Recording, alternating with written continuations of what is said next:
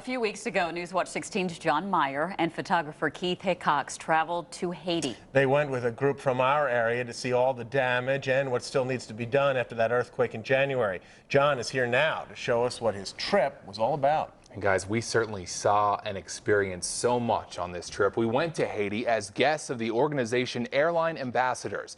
It facilitated the travel for a church group from Clinton County, some workers from the airline industry, and our news crew.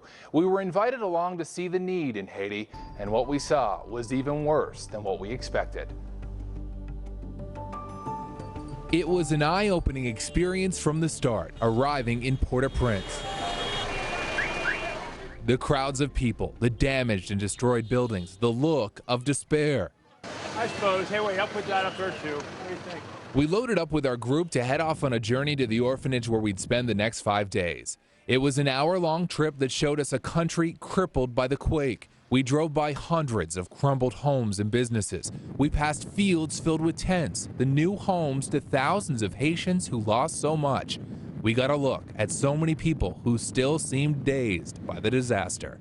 Port-au-Prince definitely took a hard hit. It was easy to see. The taller buildings weren't there.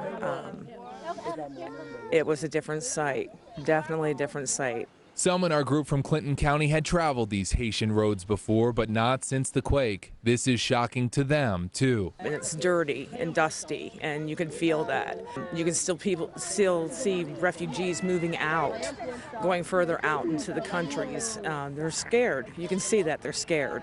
It was a long day of travel to get to the orphanage, a trip that took us from Pennsylvania onto Haiti, landing in the capital, Port-au-Prince, and from there by car onto the town of Mirebalais. That is where we were welcomed to All of God's Children Orphanage, and right away we could see the kids were happy to have us. I mean, the orphanage is just like a sanctuary amongst chaos, that we flew into, and I was a little nervous, flying into Port-au-Prince and seeing the extreme poverty.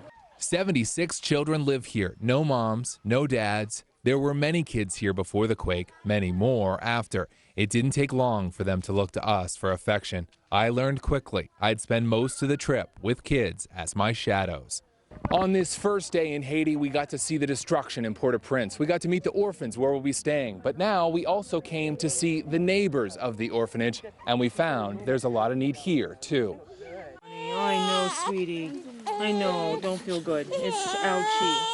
On a walk into a nearby village, nurse Joni Bittner and paramedic Corey Ongst, both from the Lock Haven area, found a newborn baby with an infection to the umbilical cord, one they could treat, one rarely seen in the U.S. I'm sure this baby was born in this very home that you're looking at.